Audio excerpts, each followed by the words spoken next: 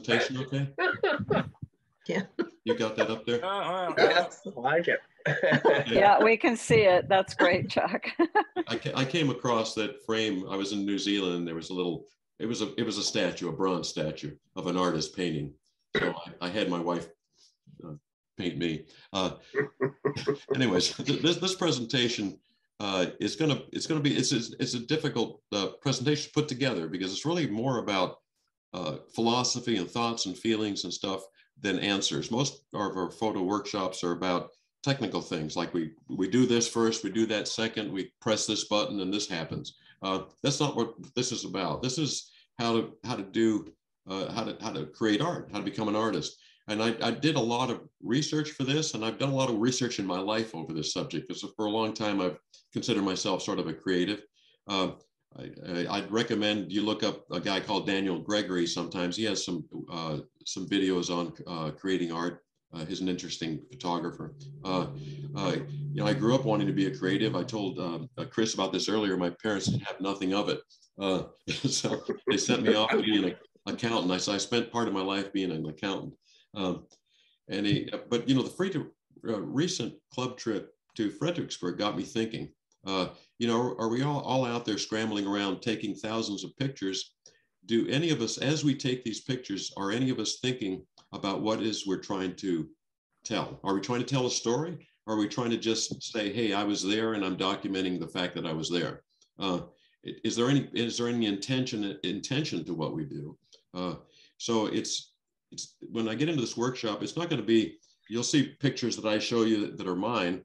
The idea is not that you like my art or not. Art is not about that. Art is about the intention of creating art. Whether I like your art or you like my art, it's all different. It's feelings. It's very subjective.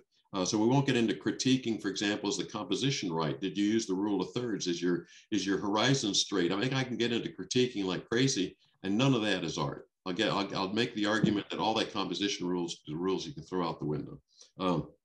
We'll talk today about developing a vocabulary so that you can talk about your art. It's an intentional process. Daniel Gregory talks about vocabulary a lot. And in doing that and creating a vocabulary, it's going to touch feelings, a lot of feelings. How do you feel about something? A lot of people don't want to go down that direction unless you're a true creative. If you're an engineer, a lot of times you get into feelings. That's when I see these little blocks on Zoom get turned off and people disappear, because it's not something a lot of people want to talk about. So we'll talk about what is meant by art pretty soon. So let's get on to that process there.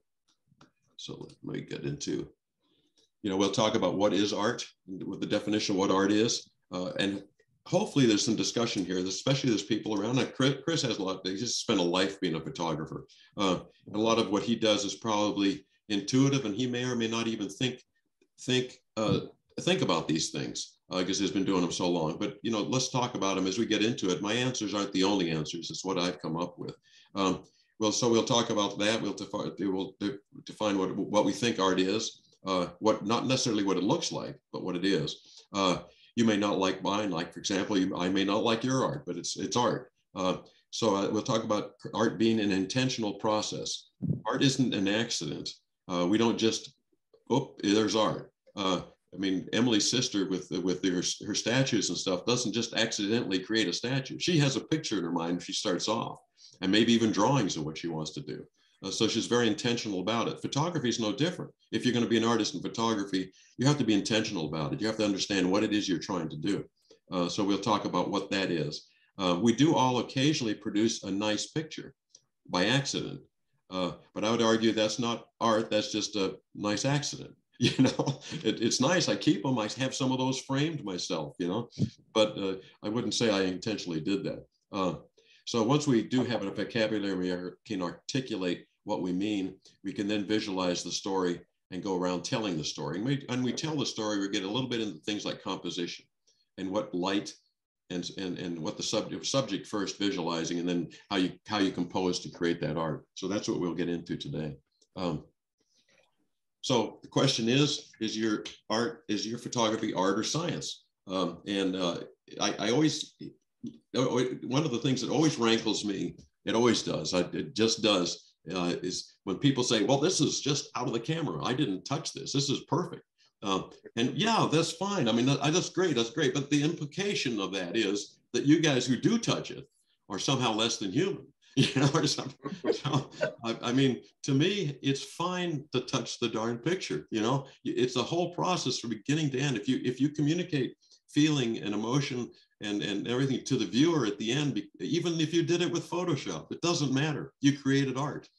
So my definition of art is a little broader than it just came out of the camera. I'm not saying that just came out of the camera is a bad thing. I mean, if you snap a picture and it's just perfect and everything is fantastic, I give you kudos for being a great photographer and slap you on the back and say, great, well done. And then I'll go back to Photoshop and make mine. You know, so so what is art? You know, it's something to think about. You know, when photography was originally discovered back in the old 1800s or whenever it was considered to be, you know, reality. If you took a picture of somebody, you could go to court and say, I've got Joe Blow here stealing this tire off this Tesla. Well, that guy wasn't the 1800s. I thought Tesla was, but anyways, but it was viewed as the truth. It was accepted as the truth, but it didn't take long, you know, because reality is not static. Things move around. We'll talk about that when we get into composition. Everything's moving. The sun's moving, the light's moving. As you move yourself around a subject, the composition is moving. Everything is moving in front of you. So you don't take it, you know, it depends on when something was you manipulate reality. You choose when to shoot, when you push that little shutter button. You how to shoot it. Do I go low? Do I go high? Do I get on a balcony and look down on this thing? And you know, do I process this in black and white? I mean, whatever. There's a lot of things that I do that manipulates reality. So the very act of taking a picture manipulates reality, and of course how I process it. And don't believe me, if it comes straight out of the camera, it is processed, whether you like to admit that or not, because the camera processes the picture for you. All you did is you instead of taking it raw, you took a JPEG and you told the camera, I want to shoot this with vivid colors. I want to shoot this in landscape mode, whatever it is I'm telling the camera. But essentially, you did the part. It's not post-process, in-camera processing, but it's the same thing. It is processing. So whatever decisions you make with a camera is processing it. So basically, the bottom line is all art forms manipulate reality. That's what art is, and they do it in order to reveal something that's not apparent to the uncritical eye. And as an artist, we'll talk about what the artist's eye is. As a photographer, I think, Emily, you mentioned something in Facebook. The artist does develop an eye for things. You get to look at things differently. And when you start to do that, you try to communicate what it is you see to somebody else through your art. So they're enduring truths. It's sort of a grandiose statement. That's part of the human condition. You're trying to communicate something through that picture, not just, hey, it's a pretty picture or it's a pretty mountain. You're trying to create what I saw on that mountain. So that's the, so let's explore that idea a little bit, okay? I found this little cartoon. You know, what is reality? There's a mother and father out there looking at the moon, and you guys will be doing that tomorrow night when you go out to look at the eclipse. Remember this. Wow, look at that moon. I am so amazed by that moon. I'm going to take a picture of that moon. A little girl snaps a picture, and what does she have on her iPhone? A little yellow dot way off in the distance, you know? And so what is the reality of the situation? Well, the fact is the reality is what she has on her phone, you know? But the reality really, let's go back to what the reality is. The reality is what you experienced when you looked at that moon. So there's a gap between what you saw and what you show people. And that's where the art comes in, okay? That's where you start to go a little deeper and figure in, I got to go past that iPhone shot. Now, you guys will stay up late and start shooting pictures of the moon eclipse are going to experience this. You will be creating art. You'll be trying to communicate to the people on our next Wednesday lunch group what you saw, you know, and you'll start showing us your pictures. But that's what you're trying to do. So again, what is art? If I go to Merriam-Webster, something created with imagination and skill that expresses important ideas and feelings. Okay, there's some key words here. Imagination is created with imagination, which means you think a little bit ahead of time. It's not something that happened after. Imagination doesn't happen after the fact. Imagination happens before the fact. So before you press the shutter speed, you're sitting there looking at the eclipse, and you have imagination in your head of what this looks like and how you're going to take that picture to make that come across. Okay, skill. Yes, there is skill involved. You have to know how to use your camera. If you're an artist, you have to know how to use your brush strokes, or if you're a sculptor, you better sure know how to use the material you're sculpting with. So yes, there's skill involved, and it's a very important piece of art. And then ideas. Again, you have to have ideas ahead of time. It has to be about something. The picture that you're taking a picture of has to be an idea of something. That has to have a subject, in other words, and feelings. At the end, all art is feelings. It starts with feelings, it ends with feelings, and we'll hit this many times over with. So those things are, and if I convert that, I redefine that to photography. I say photography art. It's an image created intentionally by a skilled photographer to articulate a story and make the viewer experience the scene in the way you experienced it as a photographer. So intentionality means the artist must be able to describe what they imagine, and that gets into vocabulary. Okay, so we'll start talking about vocabulary next. How do you describe what's the intention? What is meaningful vocabulary? And this is the Daniel Gregory videos that I'd seen before. Vocabulary is the words you use basically to describe your work, and it needs to go down several levels. I say you have to say it 3 times. Why? I taught quality in Exxon for many years, and when we were looking for problems, you always had to ask why 3 times. Why doesn't something work? Or why was the customer service broken? Well, they didn't have the right information. Well, why didn't they have the right information? Well, because the system was broken. Why did the system break? Whatever. You have to keep on going down to root causes. Same thing with vocabulary. I like old cars. I'll talk about that in a minute. People have been around country roads with me. No, I won't pass by an old car. Well, why? Why is that? Let's ask that question several times. So artistic intentionality requires that introspection a little bit.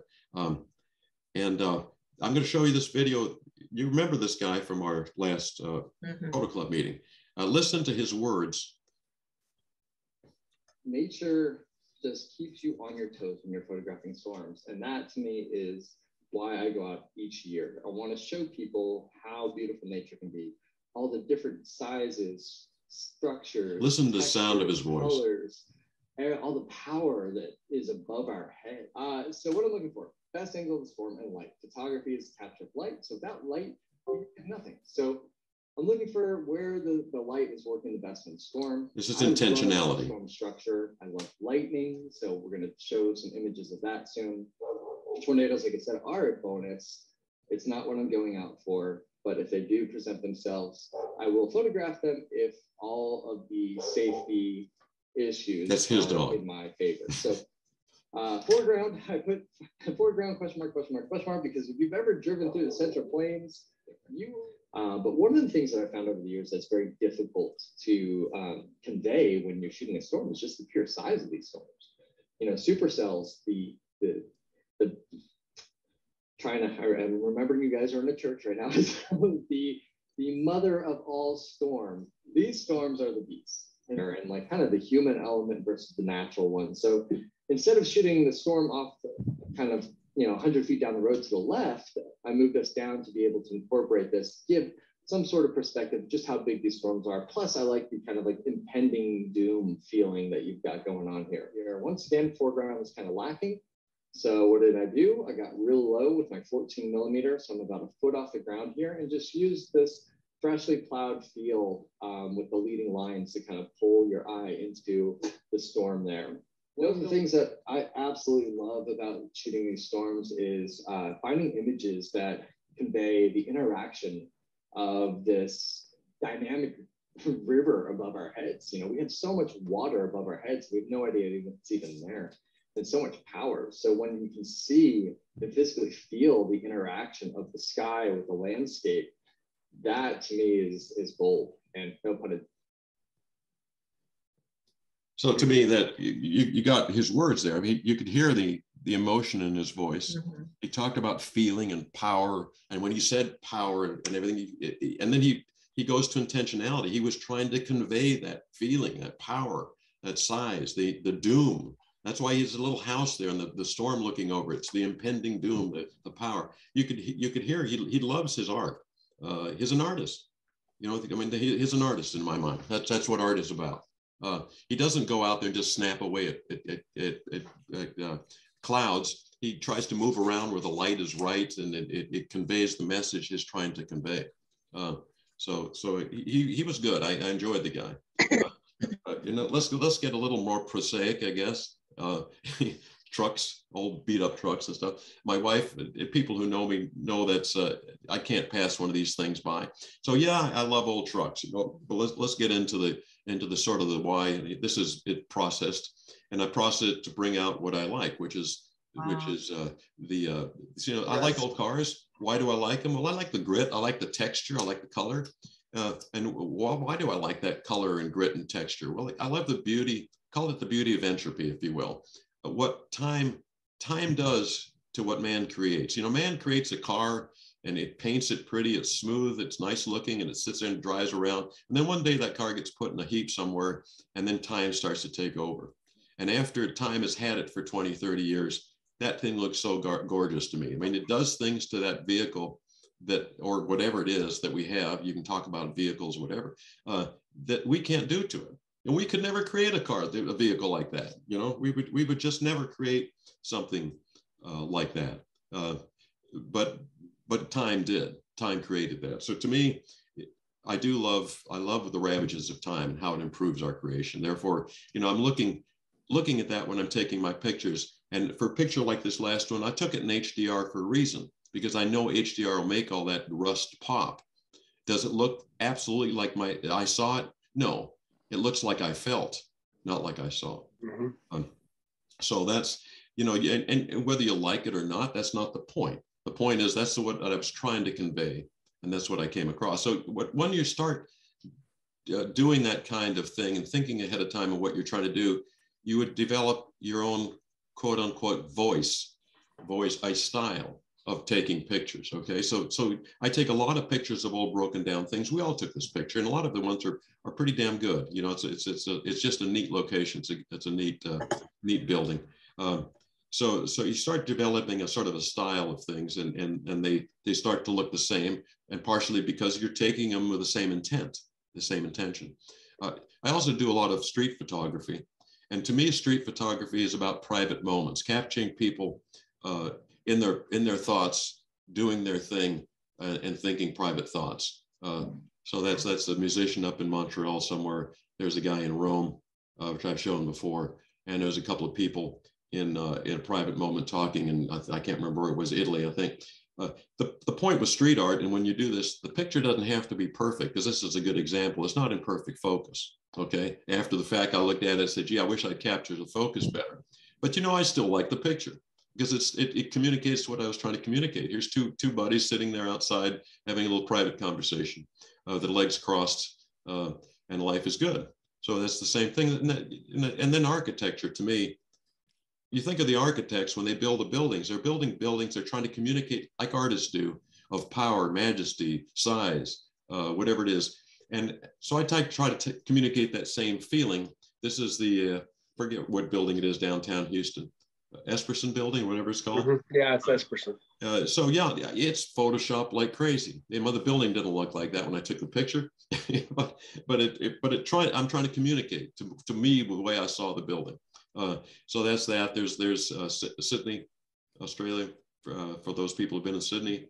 There's downtown Houston, explosion of clouds in the background. Again, that's Photoshop, but it communicates what I'm trying to communicate. So to me, architecture is power and majesty, and trying to communicate that power and grandeur to the viewer. Those both are Dallas.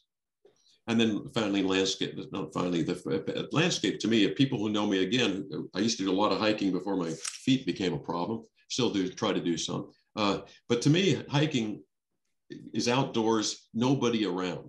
I will not go to public national parks if there's busloads of people. I don't care how pretty it is. It's not about that. To me, it's the solitude, the peace, and beauty of the area. So this was Iceland. There's no people there. It's a very peaceful looking scene. We'll talk about it later. There's a lot of horizontal lines in this, which horizontal lines communicate peace, quiet. This was Iceland also, same thing, 2 in the morning. I think I use this for share and learn. This was New Zealand. Again, solitude, no people. I could have waited until a bridge filled up with tourists, but I didn't. You know, and this, again, I think it was New Zealand. So to me, that kind of thing, solitude, the tree by itself, the stones, it's about peace and be quiet. And I do a lot of still life. Still life to me is all about post-processing. You can see the before and after picture there. To me, I create the picture in post. I take the picture and take the picture using still life techniques and lighting and everything else, but then I really go to post and create that picture. So to me, post-processing is really a part of what you do. I'm creating art. You created a mood. I created a whole mood. You see the picture on the left, and I had the intention. I knew what I wanted to do with it, but I knew I could do that better with my techniques and post-processing. You know, I mean, you probably could have created this thing with right studio lights. You would have taken 3 days setting it up and doing the studio light and all that kind of good stuff. Or you could do it the way I did it, which is like using, a painter would do it. You'd sit down and you start painting, you start creating. I start using brushes and start using lighting and things like that in post. But to me, I created a mood. And this, my still life, I have about 4 of them hung in my house. And it's about the only pictures I actually have hung, which I've created. I thought were sort of nice looking. I like the way they look in frames. And I go back now, what is art? And we can define it in many different ways. I usually define it pretty simply. Would I go down to Web Gallery and spend $400 to frame it? You know, if my answer to that is no, then it's not art. You know, and I would say that 99% of my pictures are that way. You know, it's hard to get to that point where you say to yourself, yeah, I'd go ahead and spend money to have some professional frame this thing. I'd print it up at 18 by 20 or whatever it is, and hang it in the hallway. That takes that's another step. So you know, that one I actually have framed in the front hallway. So you create a lot of the lighting. So and in this version of art, post-processing to me is almost everything. But it shouldn't be in everything. I'm not saying that you have to post-process. You don't. A lot of people are very good at what they're doing without doing the post-processing. So agenda, you know, developing a meaningful vocabulary. Can you talk about it ahead of time?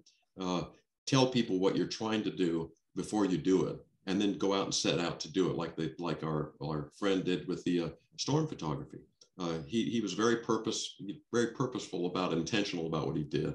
Okay, so now once you've got a vocabulary set up and you can describe what you're trying to do, the next thing is to try to visualize what it is you're seeing. And this is an interesting topic I got into, because it's what your camera gets back to the old iPhone picture of the little girl in the moon. You got to visualize what it is you're taking a picture, what the subject is, and how you want to portray that subject. And your camera ain't going to do it for you. Your camera is just not going to do it for you. It's a tool that you use, but if you just pick up the camera, point it in that direction, take a picture, guess what? It ain't going to happen. So there are a lot of pictures out there, to me, where the subject just is not clear. I can go to pictures of our last horse outing that we went up to the horse farm. There are a lot of good pictures of horses and stuff, and some of them are pretty darn nice, but I got a lot of them that I looked at. I thought, what did this person take the picture of? You know, what's the subject here? You know, that sort of thing. Okay, it's a picture of some people out there, some horses standing around a tree or whatever, but you know, what's the subject? So that's what we'll get into next. And then we'll talk about how to put that subject in context, if you will, and telling the story. Okay, so seeing versus shooting. One of my Facebook posts said, what's the difference between seeing and shooting? Okay, and there's some quotes out of some of the articles I read and things like that. A camera is a device that teaches you to see without a camera. I think that's a really great quote. Surprisingly, my wife Helen is not a photographer, or she says she's not a photographer. She doesn't take many pictures, but I go out I walk around with her when we're traveling, and she's the one that'll pick out the pictures out there. She'll see something. Oh, Chuck, look at that! Look at the light down that alleyway. Look at the way it's hitting that over there. Look at this. Look at that. And she's seeing like a photographer, like we all do. We go down a country road, And like Chris said, we were talking before earlier, you drove by this little cafe out there and you said to yourself, holy heck, I'm like, turn around and go back. You know, a lot of people would just keep on driving. They would think to themselves, that's an interesting little cafe, but they would keep going. You know, we see it's look, so you start to see the world like a photographer. You notice things, you notice the light, you look a little slower at things, and you start to take snippets of pictures. You start seeing this piece of the pie, you see that piece, you see the other piece, you start to see things in scenes within scenes, okay? If left alone, the human visual system scans a scene. For example, I look at something, it's called, I can't pronounce the word, saccada, and your eye stops momentarily as you look at a scene at any fixed point, but your eye is actually zipping around looking at the different areas of the scene, and your mind, your brain is filling in what's in between. Okay, so you don't look at every single thing in the scene. You look down at a mountain, you don't look at every single post, every single tree, every single branch. You don't see everything. Your mind fills all that stuff in. So okay, so the trouble is the camera, on the other hand, doesn't ignore anything. You point that camera at that same scene, it sees every branch, it sees every pebble, it sees every telephone wire, it sees everything out there, every single thing. That's the difference between what the camera does and what you do. So if you're not careful, if you're not looking like a photographer, you start to pick up very cluttered pictures. You start wondering, what's this person taking a picture of?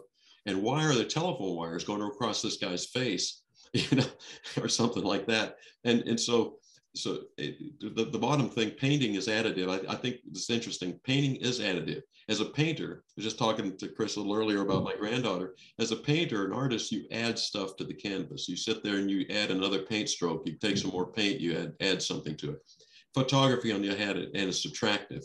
It's all there in front of you. You have to figure out what to take out of the picture to make the picture sing. Okay, so there's a big difference between what you see and what you shoot. Okay, it's the difference between seeing and shooting. So before you shoot, you need to visualize. Okay, you need to ask yourself, what's my intent, what I'm trying to talk about. Ask yourself what drew you to the photo, what's the subject, and what's the story. You go roaring down the highway and you say, well, that was neat, and you turn around, you go back. What was it you were trying to take a picture of? You pull back up in front of this old gas station and you saw, that's what I passed. I thought that was neat, but there's probably something about the gas station or in the gas station or around the gas station that you saw that's really the subject. It may not be the whole scene. So don't put on your 16mm lens and take everything. Go around and work it out for yourself. Why did I stop? Why did I come back? Why did I want to see this thing? Ask yourself how you feel about what you're seeing. Wow, this is really neat. It's gritty. It's whatever it is. What are emotional words you feel about what you just saw? What is it you want to tell somebody about this scene? It might even be just humorous. I mean, this is sort of a funny scene. It sort of stands out on the road. I want to display the humor of this thing, or whatever. So there's a lot of words that you can come up with that you want to present in the picture. And then once you've done that, you frame and compose this and tell your story. Okay. And in doing that, it's probably not one frame. You probably have to work the scene and work around it and try to figure out how you get that composition to work. But you try then to make the subject stand out. Okay. And then making the subject stand out is what we're talking about. There's different ways you can do that. There's a lot of advice on the, fill the frame. If your subject is such that, it's off in the distance somewhere, don't take a 16mm lens and take the subject as a little person in the middle of the picture. I remember my parents used to do that all the time as us as kids, we'd be standing in the picture. Yes. we were the thing they were trying to take a picture of, but you could hardly find us in the darn picture. We're sitting, we're out there, little people out there in the middle of, so what is it, what is it you're taking a picture of, and take a picture of that thing. Okay. So the mistake a lot of beginners make, they include too much in the frame, the things that aren't relevant to the story. If it's not relevant to the story, cut it out, move around, do something. You could actually, if something is relevant, you can move a little bit away to provide context if you want to. Go back to that silly truck scene, the truck's in a gas station. Well, I could have taken a picture of just the truck and come in really, really close, but I love the pump behind this thing and the fact that it's an old gas station. So there's some context in that, okay? You can use selective focus. I guess portrait photographers use that a lot. Of course, blur the background. You take some wildflower pictures, you can take the whole field, or you can take a real close up of the wildflower and blur the background. And that looks pretty too. Brighten the subject. Make sure the light is on the subject. And again, I'm going to go to post-processing. If you dodge and burn a lot, like I do, you do a lot of light painting with light in Photoshop. One of the first things I'll typically do, well, new Lightroom has the ability to select subject, right? So then one of the first things you'll do in Lightroom or anything else is select subject and brighten it a little bit. Just even if almost every single picture, if you know what the subject is, select the darn subject and hit the bright just a touch up. So it's brighter than everything else a little bit. So brighten the subject a little bit, or darken the surroundings, and to use a vignette around the picture a little bit to bring the picture into the subject. So there's different ways you can light the subject so that it's more obvious. And then simplify the background. If your subject's standing in front of something very cluttered, simplify the background. Use a sky or a wall or something, like get down low, shoot up, things like that. And the other thing to do is when simplifying the background, another concept is to separate the subject from a certain background. So if your subject's head is being, there's something right behind the subject's head sticking out behind them, or telephone wires going across their face or something like that, get them separate, make sure there's some separation. So the same thing, these same pieces above apply in post-processing. You recrop the picture to focus on your subject. You light the picture, you brighten the subject. I mean, there's things you do in post-processing that do all these things too, if you don't do it. So I have an example of that, Here's a picture of a boat I took in the Faroe Islands, northern Atlantic. I like the picture of the boat. What it communicated to me was, nice, peaceful, tranquil water. I like the horizontal. I like the shape of the boat, the horizontal line of the boat, and stuff like that. But what was I feeling, and what was I trying to take a picture of? So the subject's the boat. I knew I wanted to post-process this image like I always do. So I'll select the subject. It's nice boat picture, and then I post-processed it. Okay, same picture, same boat picture, but a different feel of the whole thing. And so what I did basically, I removed. You remember, photography is subtractive, and painting is additive. And the reason I had so much in the original picture is one was my lens, and two, I was trying to leave enough room around the boat to crop. So I removed, I cropped the elements that were not contributing to the story, like the harbor in the background, all that clutter. I did a panoramic crop on this thing because it accentuates to me the horizontal lines in the picture, which are peaceful. I removed the color because those orange little balloons on the boat drove me nuts, and they just didn't tell the story. It wasn't necessary. And then I even used a white vignette, which I almost never do.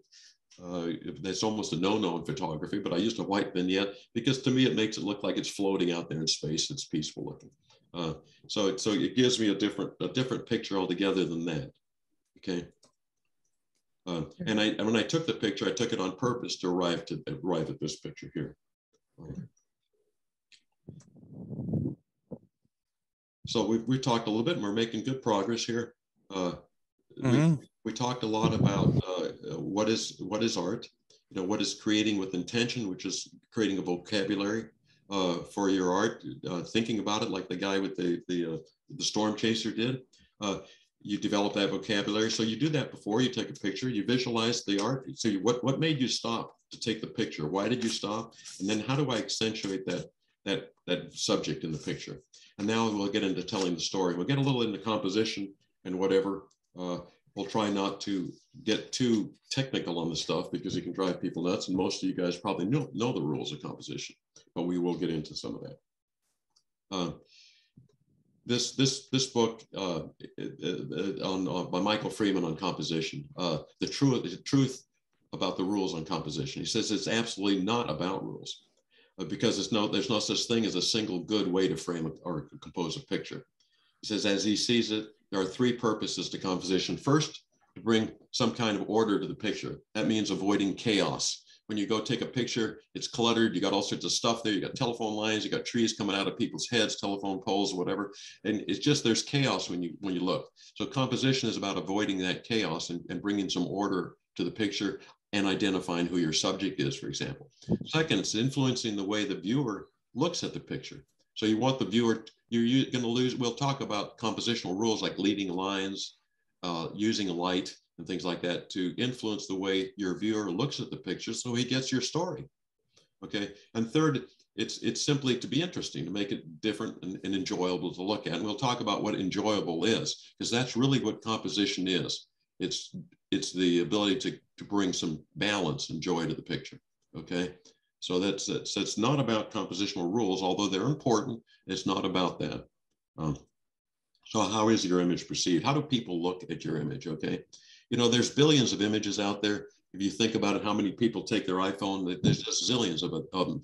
To make somebody actually stop and look at your image, the first thing they need to do is they need to be emotive. They need to feel something. You're flipping through 3,000 images on Flickr. And you're doing it about as fast as you can do it. All of a sudden you stop at a picture. You know, why did you stop at the picture? You felt something. The picture called to you. It called your name. You heard it say, Emily, or whatever. You heard the picture say, it talked to you. So there's a feeling that made you stop to see that picture, okay? And then, you know, if you want the person to hang in there more than 1 second and start flipping again, they have to feel like, well, maybe they understand the picture. They can see what the subject is and they enjoy it. It feels good. You know, they look at it, they say, this looks balanced, it feels good. I think I know what the subject is. And then our eyes, once we get into the pictures, our eyes will go to the first perceived brightest spot in the picture. The first thing our eyes do is, what's the brightest spot? Hopefully that's your subject, or one of your subjects anyways. I mean, it should be, and the sharpest. I put sharpest in there too, because if you have a lot of blurriness in your picture and one thing is very sharp, that's where your eyes will go also. So the sharpest and brightest part of your image is where your eyes are going to go. This is important when you're doing post-processing and when you're taking a picture. Think about those things. Those things should be part of the storytelling. Next, of course, the quality of the light in the picture. And if you don't have great quality when you're taking the picture, again, I go back to post-processing. You can create that quality of light to create mood in the picture. So the quality of light conveys mood, and it's key to the emotional response. One of the reasons people stop and look at your picture, because they saw that quality of light, okay? And they understood the picture. They understood you were taking a picture of something. And then finally, we get into things like composition stuff. You know, visual information then follows, once you're into the picture, starts to follow some compositional rules by looking at lines, edges, and corners and things within a picture. So your eyes start to wander around the picture to look into the picture a little further.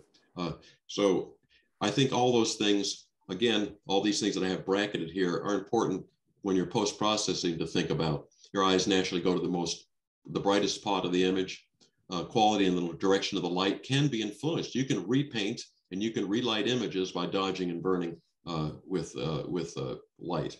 And then finally, visual information starts to look at the rules, lines, and things like that. And you can create lines with light as well as lines in the picture. Composition. Okay, get into the end here. We'll start talking about compositions, the placement, arrangement of visual elements. I have quotes. What is a visual element? We'll talk about that. The arrangement of well-known. There are a number of well-known rules that place how to place the subject and all that kind of good stuff. Compositional balance, and that in turn balance is important, is achieved when the placement of the elements in relation to each other appears more stable and visually pleasing. Remember, people will linger and look at your picture if it's visually pleasing to them, and that's going to be called balance. So it is visually pleasing is important.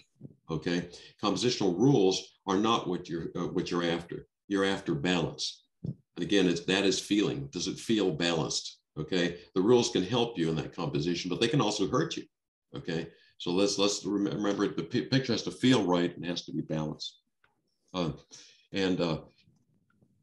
So another photographer here, this was really an interesting idea. I thought this guy, Cartier-Bresson, who's a street photographer, used the term decisive moment. And that term has been used by instructors forever. They talk about the decisive moment, taking pictures of the decisive moment.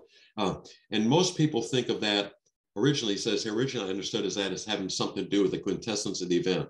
there's a perfect moment to capture what you're looking for. In other words, the football player running down the field, you want to capture him just when he's doing this really great thing. It's that decisive moment you're trying to capture. There's some truth in that, true.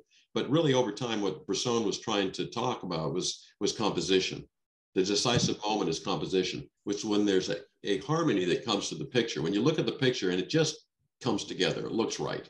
Okay, and there's when everything's moving. Remember, I talked about composition. Everything's moving, and you move around the picture.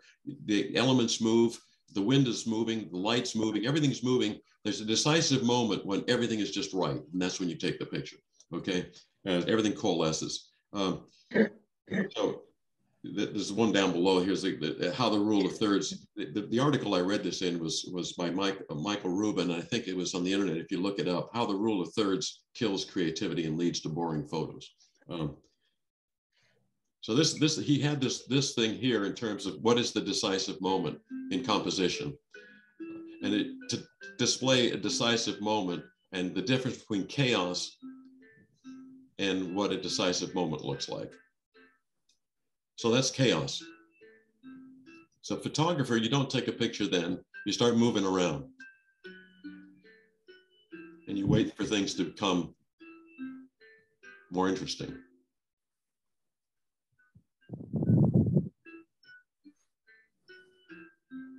It's interesting how that does that.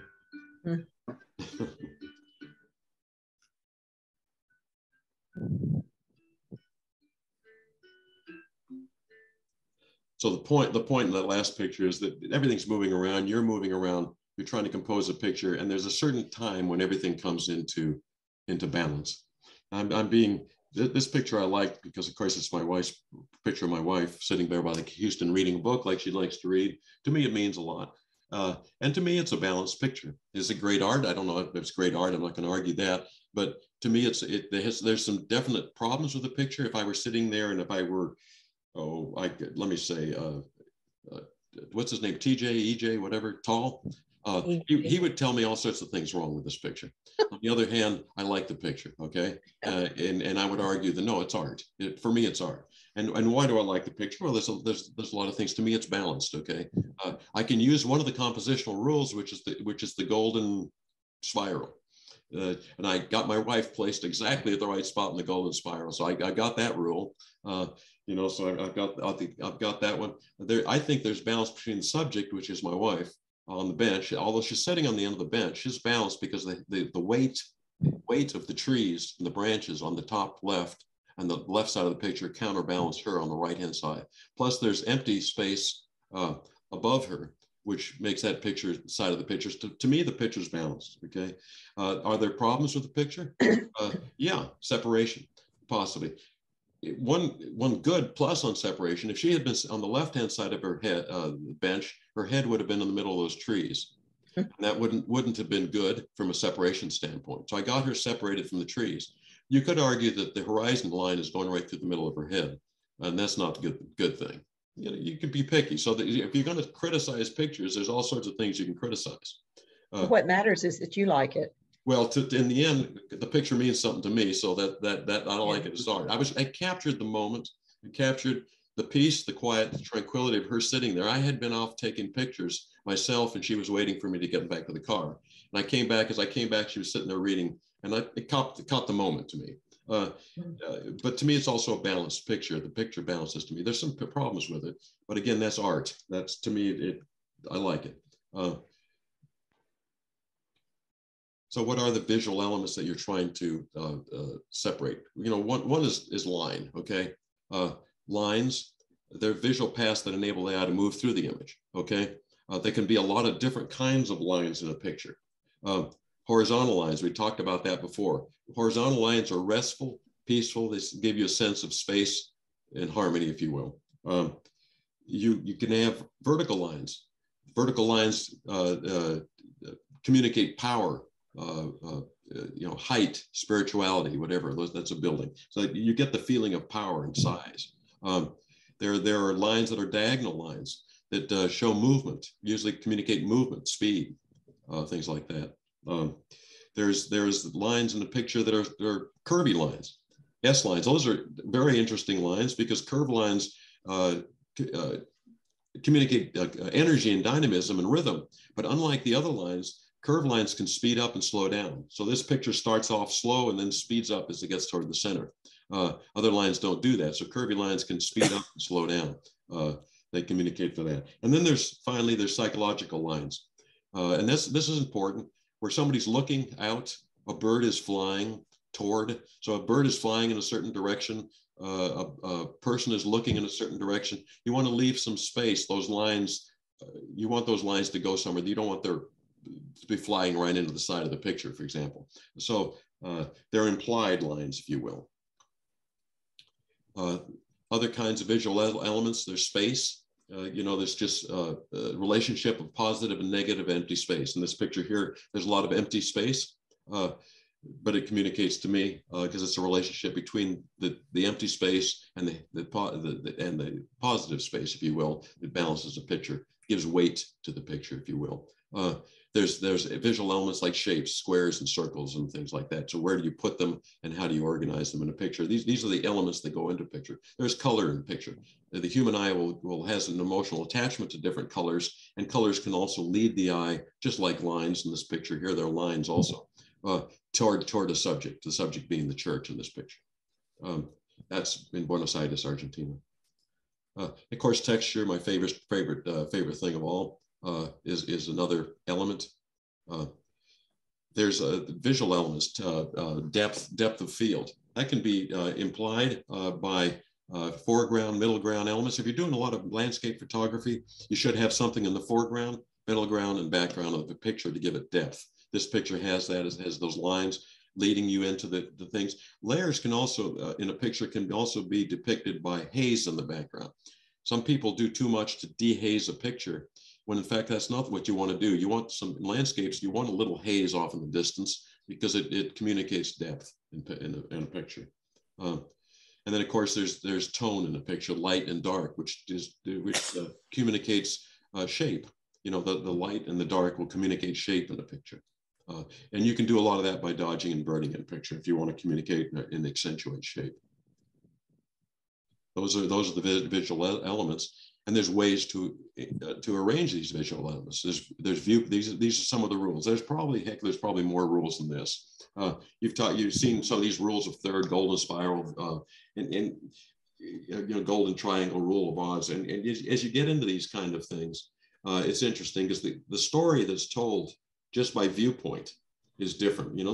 Everybody's seen the Eiffel Tower, and I can take a picture of the Eiffel Tower like everybody else has, and say, okay, I was in Paris, there's the Eiffel Tower. Or I can take a different picture of the same tower. And now that's the same tower, I just moved in closer and stood under it.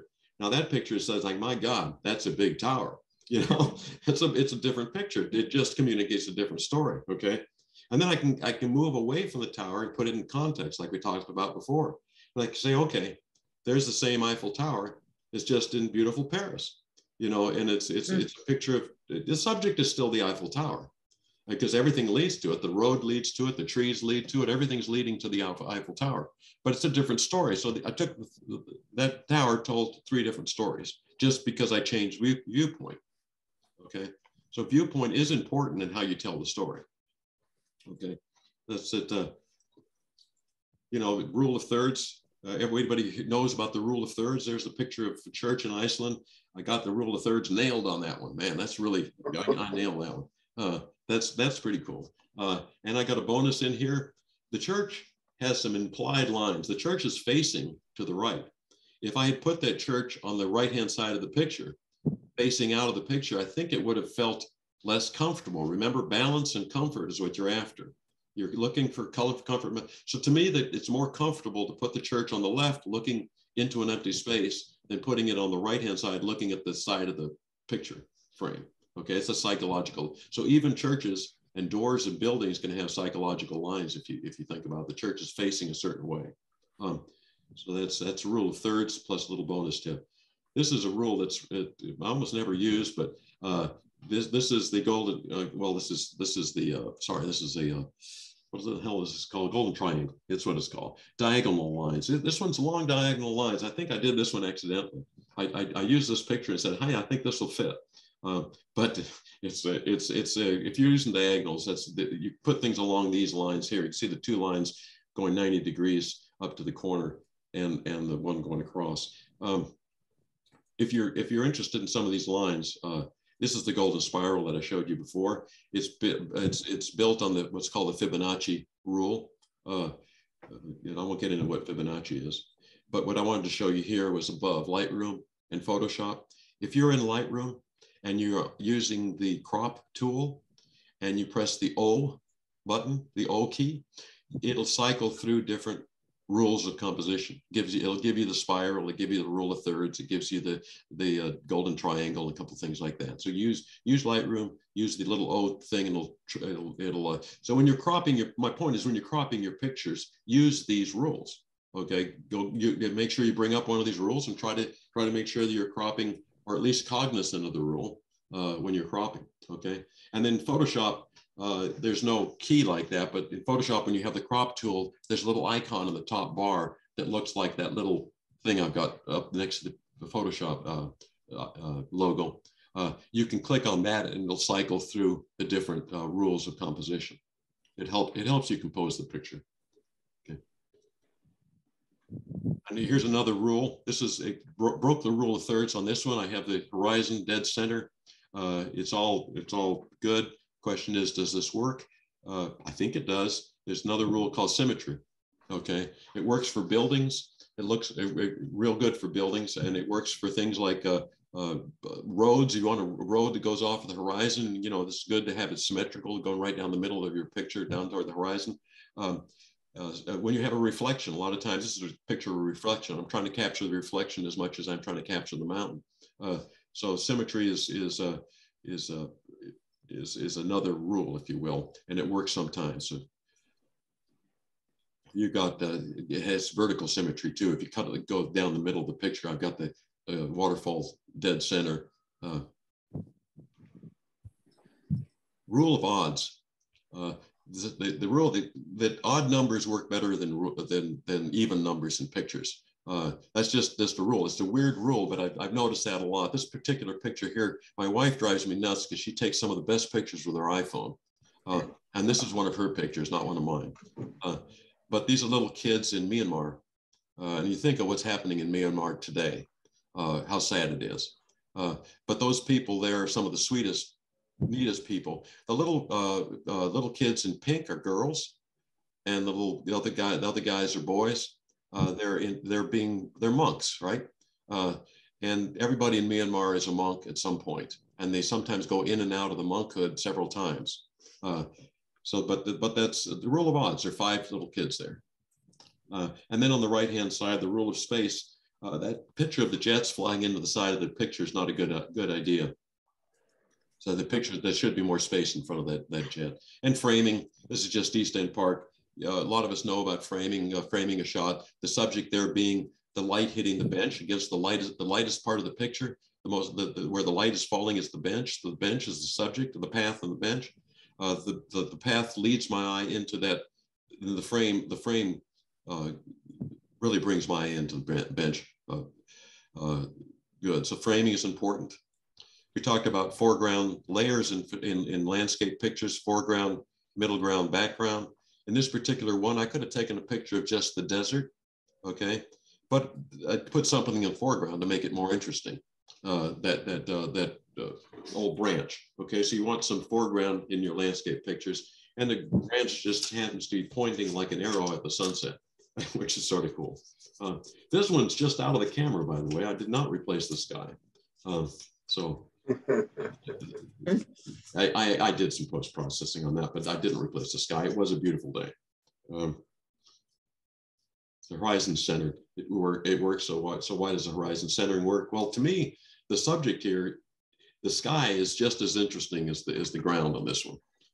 I could have cut the sky. The sky is boring. I could have cut the sky out. If the foreground was boring, I could have cut it out.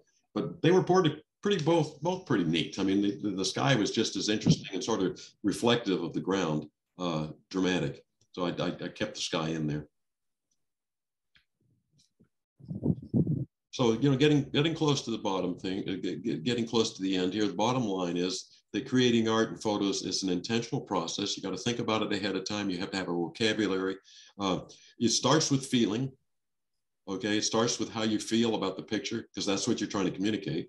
The artist's feeling is what drives your intentionality. Remember the guy who's taking the weather pictures? He was very intentional about what he's trying to do because of how he felt about it. The impending doom idea. That picture of the house and the impending doom was what drove him to take that picture. So the artist feeling and capturing the decisive moment. That as that decisive moment coalesces in front of your eyes, and you say, "That's it," and you click the shutter speed. That's all feeling when you do that. Okay, and then finally, the viewer feels something when he looks at your art. Okay, so that art is a lot about feeling, and how do you get a little further on, how you get to the next level, if you will, becoming the intentional artist, is be aware of your likes and dislikes. What do you like and not like? What pictures do you like in your own portfolio? And why do you like those pictures? Be aware of your feelings about those pictures. Look at them and say, how do I feel about that? What is that picture telling me? Is it telling me majesty? Is it telling me harmony, peace, whatever it is? And just go ahead and get in touch with those feelings and try to visualize that and use that. Stop looking, start using that. And then the third is stop looking for pixel perfection. I understand that getting the eyes sharp on a bird is really important, but in the end is that art. I mean, yeah, you got the eyes, but if you get lost in that aspect of photography, that becomes photography for you. You've sort of lost it at that point. You'll lose the big picture of what photography really is. You do want to get the eyes sharp in the bird picture because it can be distracting if it's not. But it's not the end. It's not the end of everything if you don't. Except that there's always going to be a creative gap. I think, Emily, you may have mentioned this in the Facebook post. You'll never get there. You're never going to get the perfect piece of art. You're never going to get exactly what you envisioned out of a piece of art. So there's always going to be that gap. You got to keep working at. Be aware of compositional rules. It's good to know the rules of composition, but don't obsess. Look more for balance. Does it feel right in the end? And then in my advice, because I will always do this in every workshop I ever do, don't shy away from post-processing.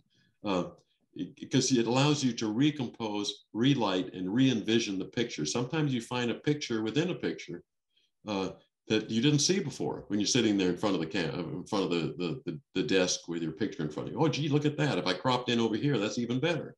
So don't be afraid to do that. And that's about all I got for you guys today. So hopefully. That was great. That was very good. Great. Yeah. Thank you, Chuck. Yeah, that's very good.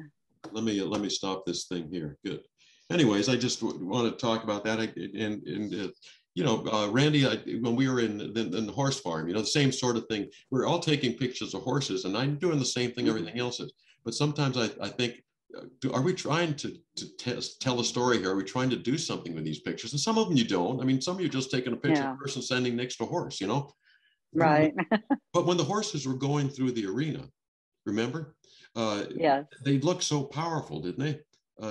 They did. And they just looked fabulous. The power, the muscles in the horses, their hair flying, the braided, that darker horse we had, the braids and the flying, to me, and we'll see some of that in our little video that I put together. Yeah. And I'll bet you most of us were looking at that going the same way. We felt about those horses was power and speed and grace. And that's what we're trying to capture, Those pictures that you posted, Chuck, with they conveyed that. Yeah, and then they're the only ones that there are a lot of people who did that, and some people will do it accidentally, and some people will actually, before I went to that horse farm, I told myself that I told myself, what am I looking for? And I was a little disappointed at first because I wasn't seeing that. When the horses were out in the field, they all had their head down, they looked hot, they looked miserable. We all look miserable and hot. It was a hot day. and I thought to myself, this is not what I came for. I came to look for grace and power and majesty and stuff. I really did. I seriously, I told myself that before I came. What am I looking for today? And when they started going around the arena, I thought, this is it. Except that the lighting was terrible. Yeah. Yeah. That was true. Well, and the other thing, Jeff, the background wasn't very good because you had the edges of the arena there. Well, yeah, that's It'd have right. been better if they'd have gone wild and crazy out in the open. Oh, absolutely. If you then you could have gotten down low. I was thinking a shot I wanted to get was I was going to be down low and I would get the horse against the sky or against whatever, and looking with his hooves up and charging like that, sort of something like that. But so I'm not saying it was a disappointing trip. It wasn't. I got some neat pictures that I love.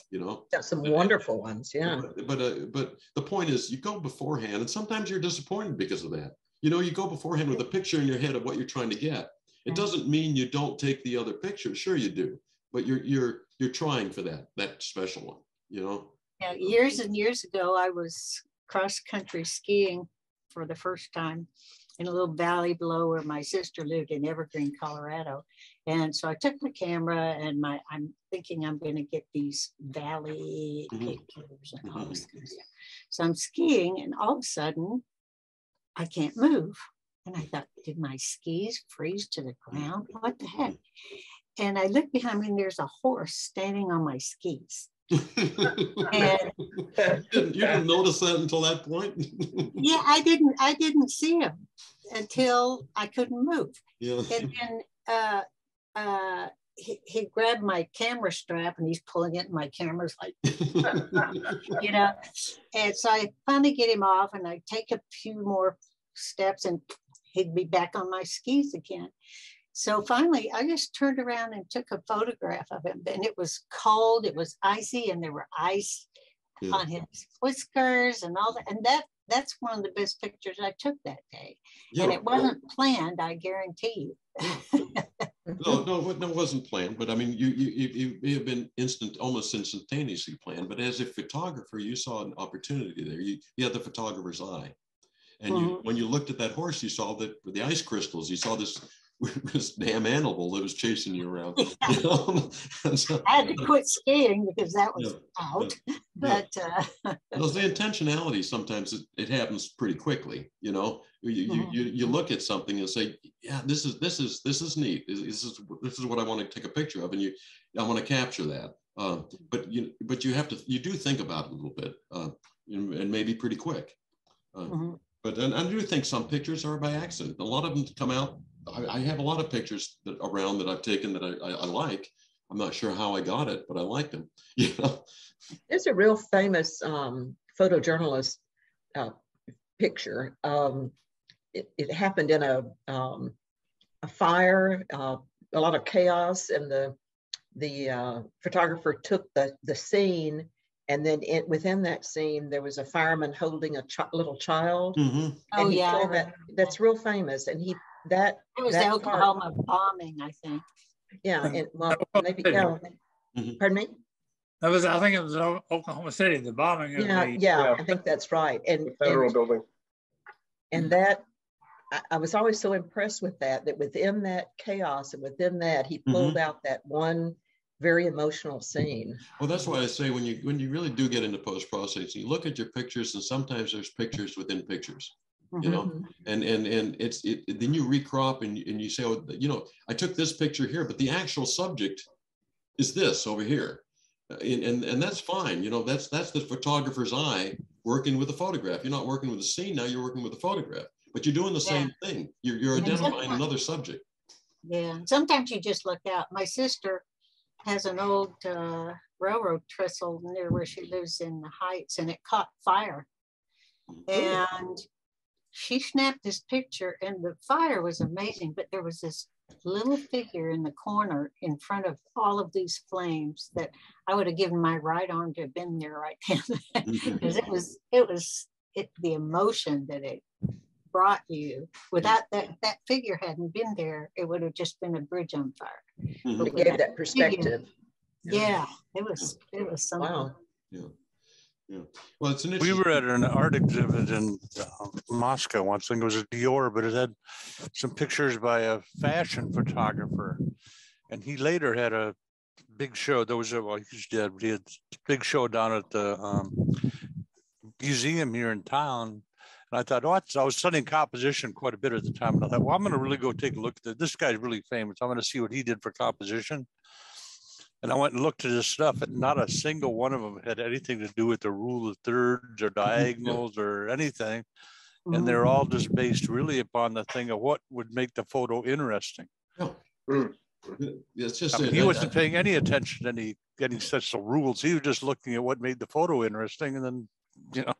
Yeah, there are some things that if you're not careful in composition stuff that are distracting in the picture. You know, I mean, for me personally, crooked horizons, unless it's done intentionally. I mean, if somebody does an artistic twist on the camera and stuff, that's different, you know.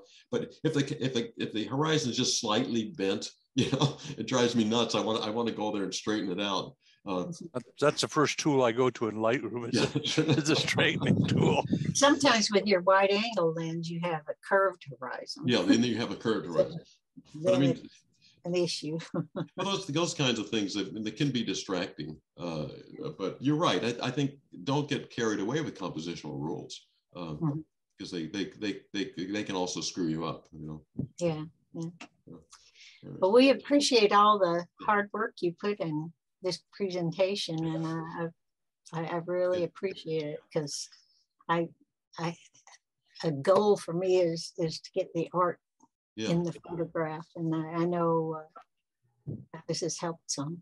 Well, I think it is about trying to be more intentional, and I think the intent of this workshop was to think about it. You know, that not to give you answers, because there's no answers. It's inside of you, right? But think about it. You know, yeah. Good. Yeah, I really appreciate it, Chuck. I feel like I learned a lot. Yeah. The engineer in me always creeps out first, Chuck, and everything else is second or third. Yeah, that's right. Well, that's your right, your left brain working. You got to learn how to switch over to your right mind. You know, left-handers are artistic, so they use their right mind. And, we had a great sign in our school that said "Left brain must turn right," and I love that. Yeah, and there's a book about using your right mind, and for those of us who aren't naturally left-handed, they say if you want to draw a picture, turn it upside down and draw it upside down, because then you're not looking at things, you're looking at shapes and empty spaces and that kind of stuff. And it's amazing. I can draw better upside down than right side up. Not that I'm that good, but anyway, it improves. Thanks a bunch, Chuck. Really appreciate it. Well, good. Nice having you guys here. Thanks a lot for coming. Okay. Bye. Take care. Thank you, Chuck. Thank you, Chuck. Thank you so much. Bye-bye, everybody.